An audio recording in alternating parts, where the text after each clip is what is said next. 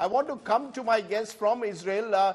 Helit Barel, you might have heard the Palestinian envoy to India saying it's one thing to ask Palestinians to condemn what's happened in Israel, the attacks on civilians. What about Israel targeting, according to him, innocents in Palestine, carrying out what he calls occupation? When will that be condemned? First of all, I have to say, I am a former Israeli security establishment official, and am also a staunch supporter of peace and of a two-state solution, and have fought for that in my country, along with many other people, for many, many years. And it is for that very reason that I am stunned and disgusted by these words. This is not about peace. This is not about a political objective of Hamas. It has absolutely nothing to do with that. This is not the Palestinian Authority. This is the Hamas, a terrorist organization that has taken over its own population and has now committed heinous crimes against humanity and against war crimes in Israel.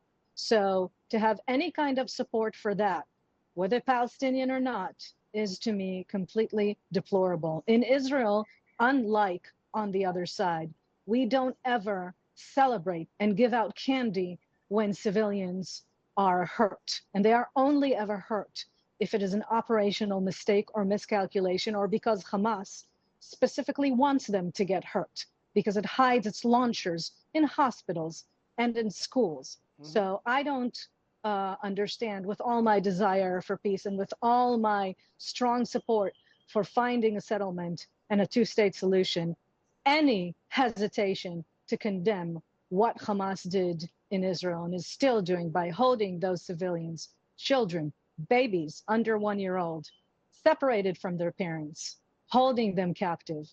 How that is difficult to condemn, I will never understand. So I have no problem. What you're saying, Helit, is there's a distinction between Israel's political solution to West Bank and Gaza, and you want to make that firm distinction, sharp distinction with what you see as pure terrorism, which Hamas represents. Absolutely. Am I correct? Absolutely. Hamas is nothing but a terrorist organization that has taken over the Gaza Strip and is not only terrorizing its own population, is terrorizing the state of Israel for a long, long time. And it's about time that we, the state of Israel, with the support of the world, put an end to it. We have stood by taking this situation long enough. But is your fear that in the process of this retaliatory strikes, the anger that is there, visible in Israel, given the scale and the audacity of this attack, could lead to more innocent lives being lost and a peaceful solution being even pushed further back? Absolutely. Absolutely. But this is exactly what Hamas is aiming for. Hamas is not aiming for a solution. Hamas is not aiming to get its own state. Hamas is not aiming for the independence of the people. Hamas is one of those terrorist groups, no different than ISIS, that wants some sort of ideological fantasy in which all Jews end up in the sea. That's what Hamas wants. That's what they've stated. And that's what we're seeing. So there is no point in setting down parameters for peace negotiations. And trust me, I've been following those for years and supporting them. Not Hamas. Hamas is not the partner. I'll just hold your thought for a moment. I'm joined by a former Indian Foreign Secretary and someone who's also served in the Gulf, two eminent diplomats. To you, Kawal Sibal, first. You're hearing the strong words coming in from Helit Barel. You also heard the Palestinian envoy saying Israel must do more to condemn acts against civilians in Palestinian areas. Can there be a symmetry of any kind between what between these two positions, one of the Palestinians and one of the Israelis? Well, I think you can't draw a parallel between a state and an NGO. I mean, Hamas is evidently a terrorist organization. It has been declared as one. Israel, as a state, has a responsibility to protect its people. It has a responsibility for its security. But the issue is really not there.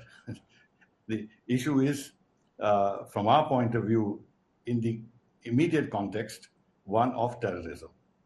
And which is why our Prime Minister immediately deplored the attacks on civilians by Hamas.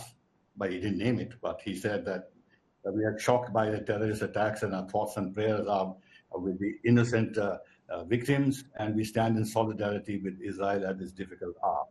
Now, as you know, for us, terrorism is a very, very big issue, very vital issue. And we have, on all platforms in recent years, if you notice, Rajdeep, brought the issue of terrorism on the international agenda, including in the G20. And the international community, at least on paper, is one on the fact that no cause justifies the use of terrorism. So even if Hamas or the Palestinians have a cause, it doesn't justify the kind of terrorism that we have seen today. So our statement by the Prime Minister is not a statement on the political aspects of the Israeli-Palestine conflict, but limited to the terrorism issue. And unfortunately, we've seen action-reaction on both sides for many years now. There have been 5 Israeli operations in Gaza. One lasted about 57 days. And at the end of it, what has been achieved, you've seen what Hamas has done, which means that whatever Israel has done to safeguard the security and eliminate these terrorists from Gaza has not succeeded, and they've rebounded in such a dramatic way and inflicted such heavy casualties, both to the Israelis themselves and to Israel's prestige, because all of us believe that Israel's security and surveillance systems were excellent, that they would protect their borders extremely efficiently, and we all wanted to learn from how they are doing it. And now we see that they have been penetrated, and massive attack has taken place, and Israel has suffered casualties which they have never suffered in their history until after the creation of Israel, not even in the Yom Kippur War.